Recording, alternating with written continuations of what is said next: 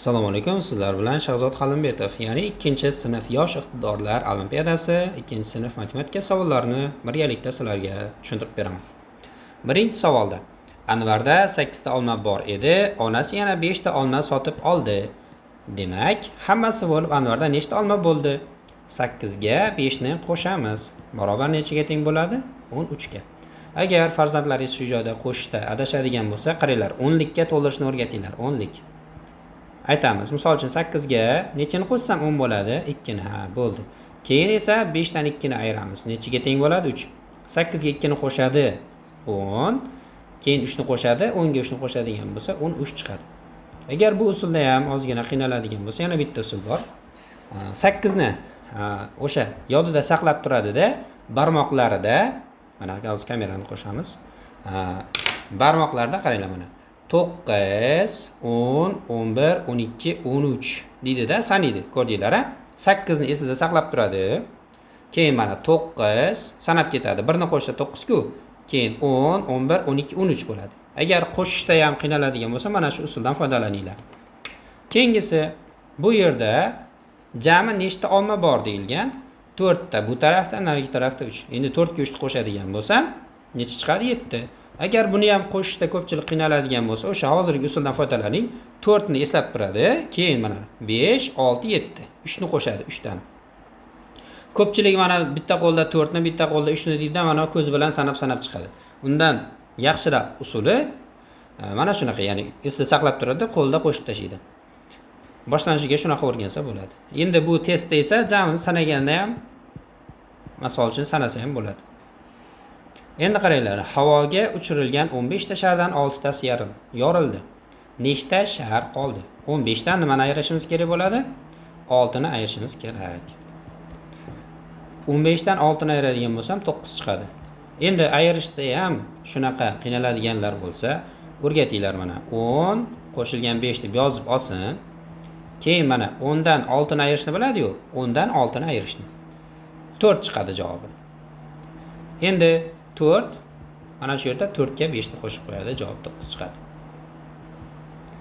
Agar bu ham sal qiyinlik qiladigan bo'lsa farzandingizga, mana shunga doir 100 ta 200 ta misol ishlash kerak. Chunki bu ayirish qo'shishda mana shu 10 liklarni yaxshi bilsa, keyingilarda qiynalmaydi. Buni ham bitta usulni o'rgatib ketaman. Mana 15 ni saqlab turamiz, yodimizda saqlaymiz. Sanayman mana. 14, 13, 12, 11, 10, 9. Ko'rdinglarmi? 6 ta sanadi, barmog'ida 6 ta sanadi va javob 9 chiqdi. Endi teskarisiga ayiradi. Tushunmaydigan o'quvchilar uchun, aksariyat ko'pchilik olimpiadada to'g'ri ishlagan, demak ular bilishadi. Rasmda nechta uchburchak bor? Bu yerda uchburchaklarni sanash kerak. 3 ta burchagi bo'lgan shaklimiz mana shu.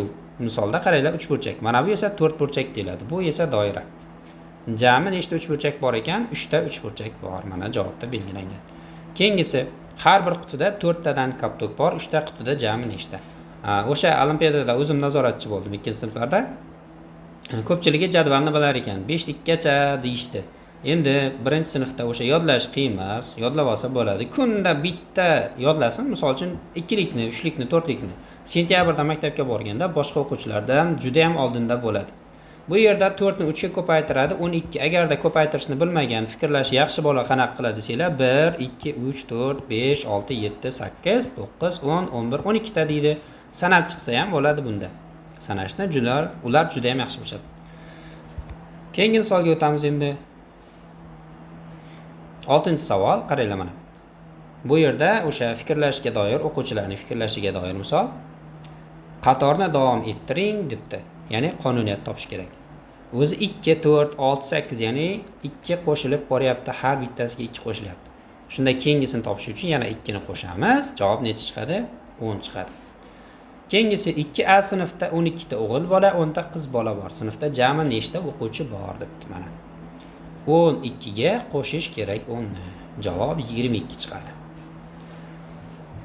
Keyingisi, naqshni diqqat bilan kuzating. Agar ikki xonali sonlarni qo'shishda ham qiynaladigan bo'lsa, mana ustun shaklni o'rgatishimiz kerak.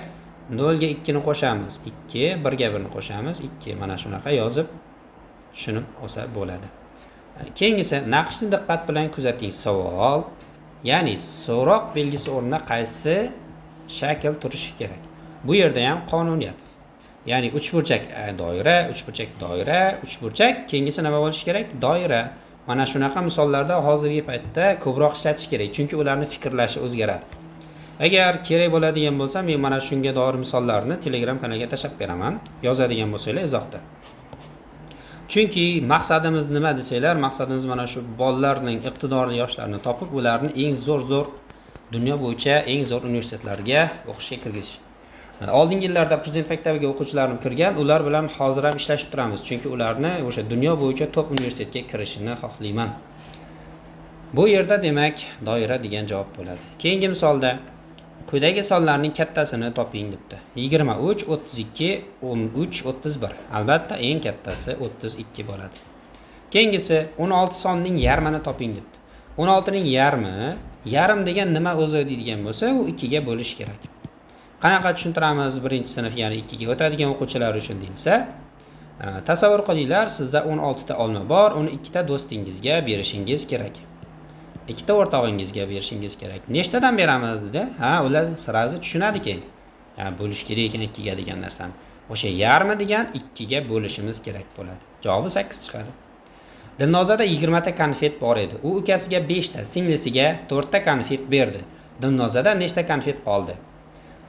Ko'pchilik o'quvchilar adashadigan joyi masalani boshidan oxirigacha o'qiydi, qarab o'tiraveradi keyin. Unaqa qilmasin.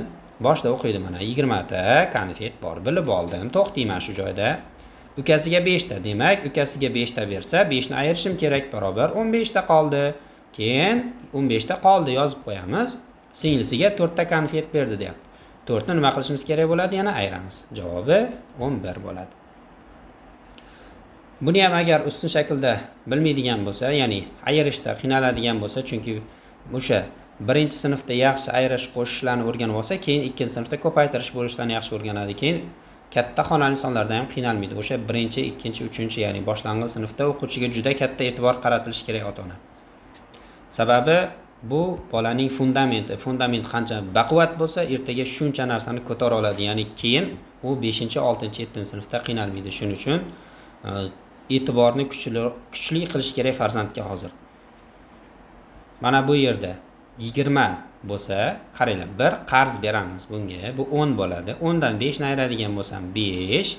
Ikkimiz 1 bo'lib qoldi, birni o'zini tushamiz. Endi 15 dan ayirishimiz kerak bo'lsa 4 ni, 5 dan 4 ni ayiramiz 1.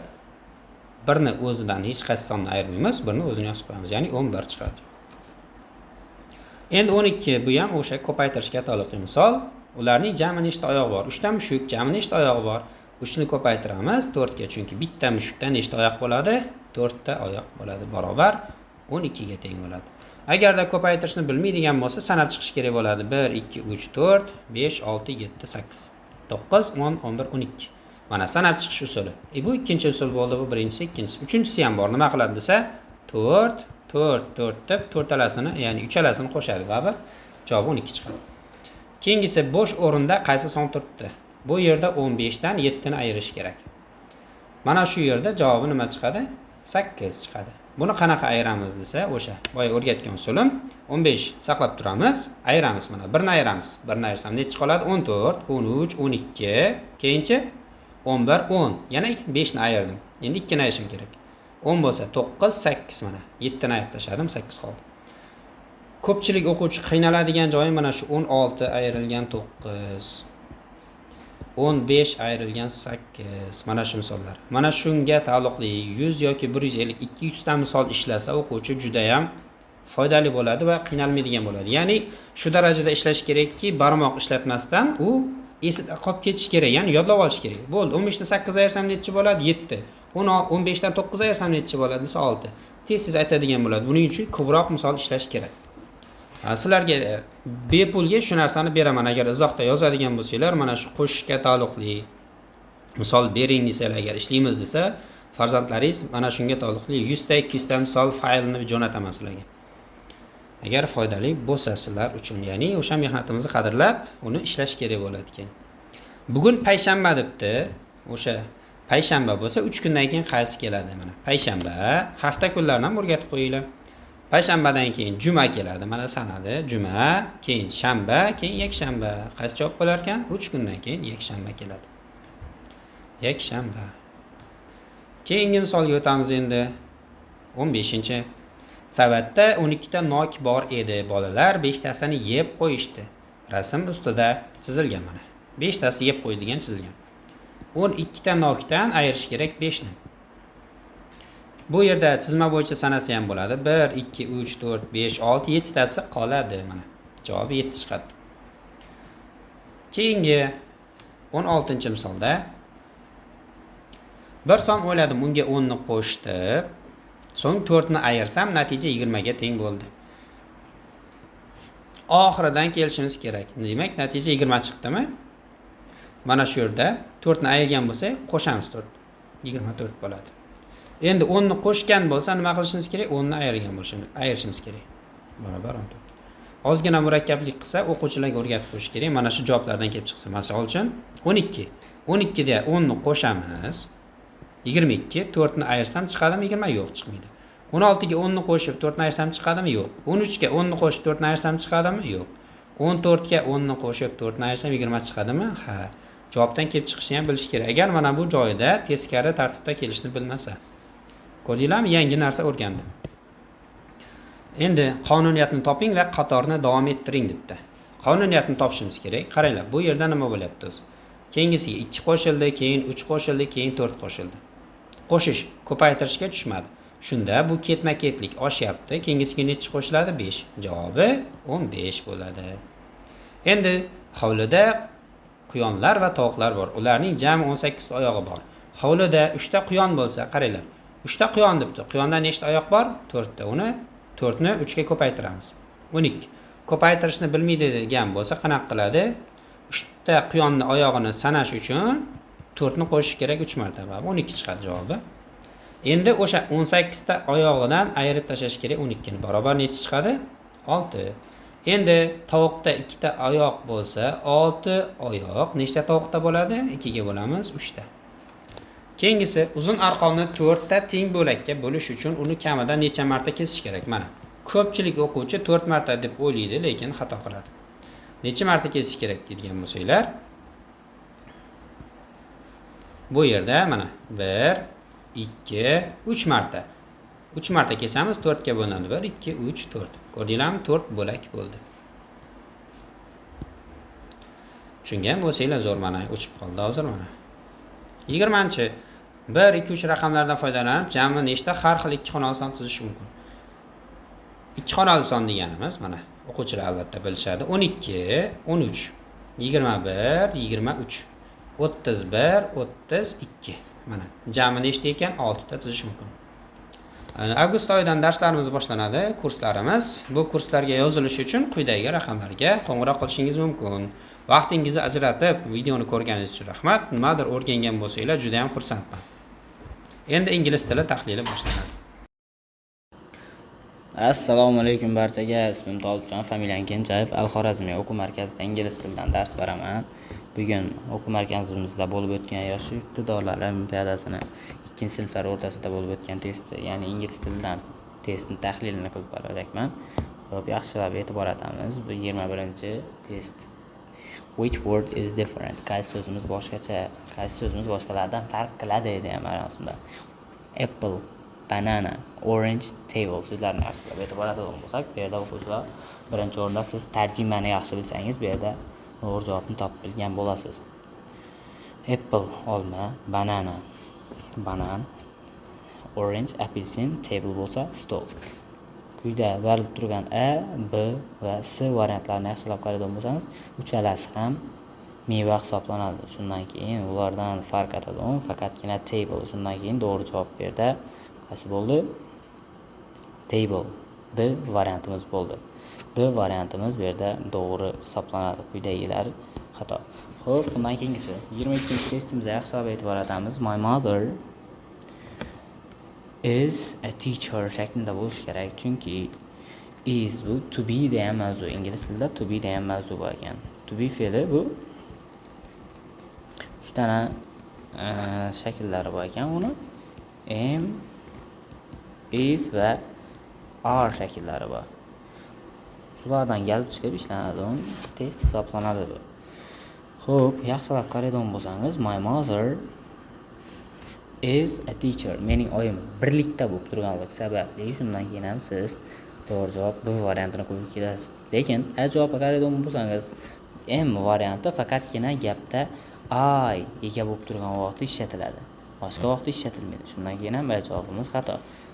Keyin siz javobga qaraydigan bo'lsangiz, are faqatgina u ko'plik uchun. Masalan, we so'zimizga qaraydigan bo'lsak, u tarjimasi Win tarjimasi biz. Shundan keyin bu javobni qo'yib bilmaymiz.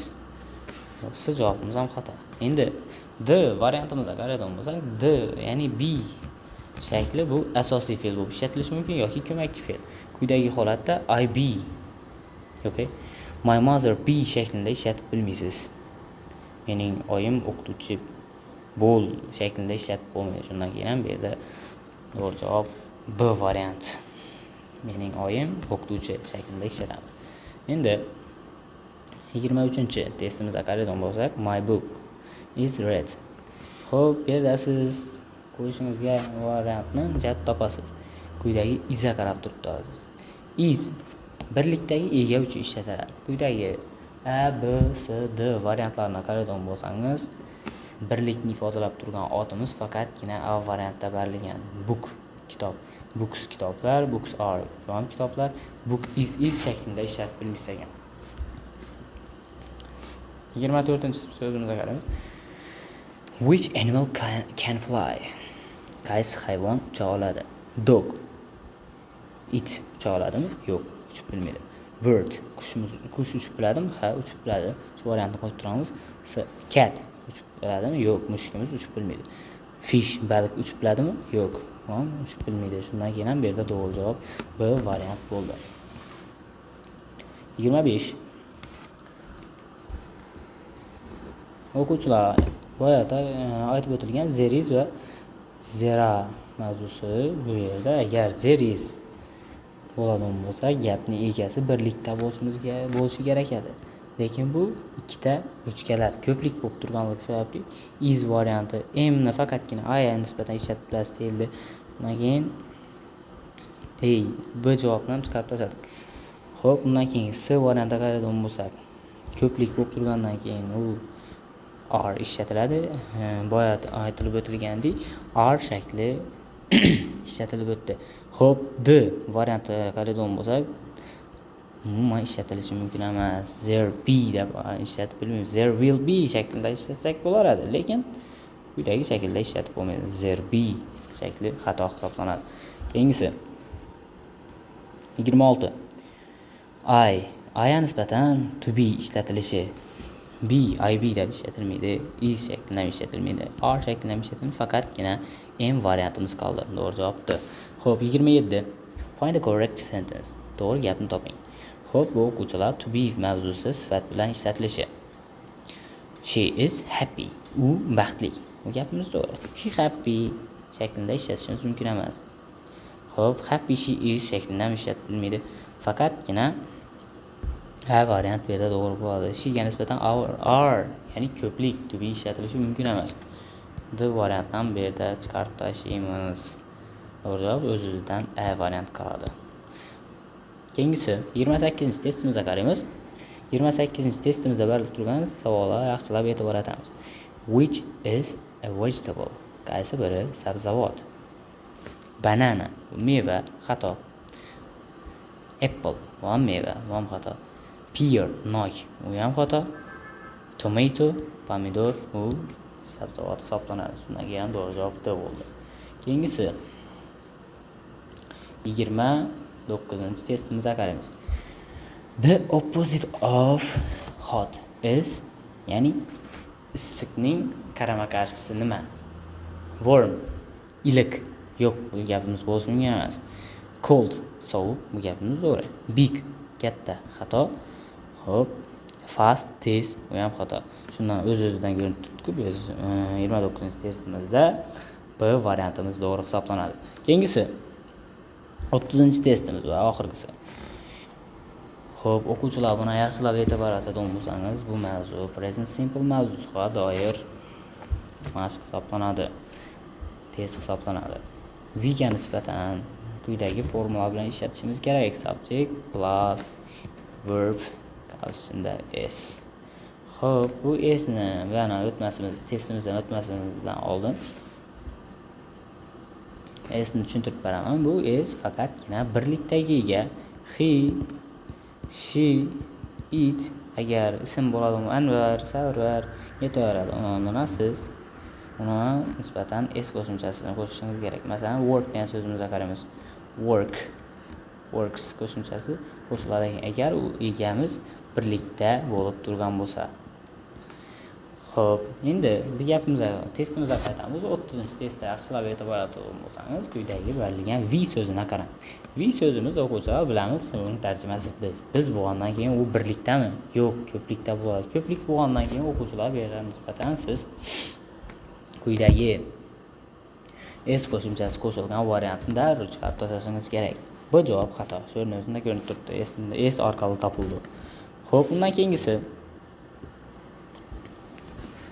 bu x qo'yganimiz sababi v ga nisbatan s qo'shimchasi ishlatilmaydi degan ma'noda qo'ydik. Xo'p, learning. Javobga qaraydigan bo'lsak, bu present continuous bo'lib ketgan. Bu javobimiz xato. Agar siz uni qo'yishingiz kerak bo'lgan bo'lsa, endi v dan keyin are to be mavzusidan qo'yishingiz kerak hisoblanadi. Siz javob we learn to'g'ri. Endi the javobni qo'yishingiz uchun siz gapni egasida gapni oxirida o'tgan zamonni ifodalab turadigan so'zimiz bo'lishi kerak edi. Lekin unda unday so'z yo'q. Shundan keyin ham to'g'ri javob berdi s. Biz ingliz tilini maktabda o'rganamiz. We learn English at school. Xo'p, o'quvchilar, agar siz kursimizga qiziqadigan bo'lsangiz, ma'lumot o'rnida aytib o'tamiz. Shu oyni, ya'ni avgust oyining 3-sanasidan boshlab yangi kurslarimizga start berildi. Xo'p, mana nomerim kimlardir kerak bo'ladigan bo'lsa, quyidagi 88 220 12 51 raqamiga qo'ng'iroq qilishlaringiz mumkin. Xo'p, ismim Tolibjon, familiyam Kenjayev. Dars oldidan sizlarga aytib o'tgan edik. Hammaga rahmat.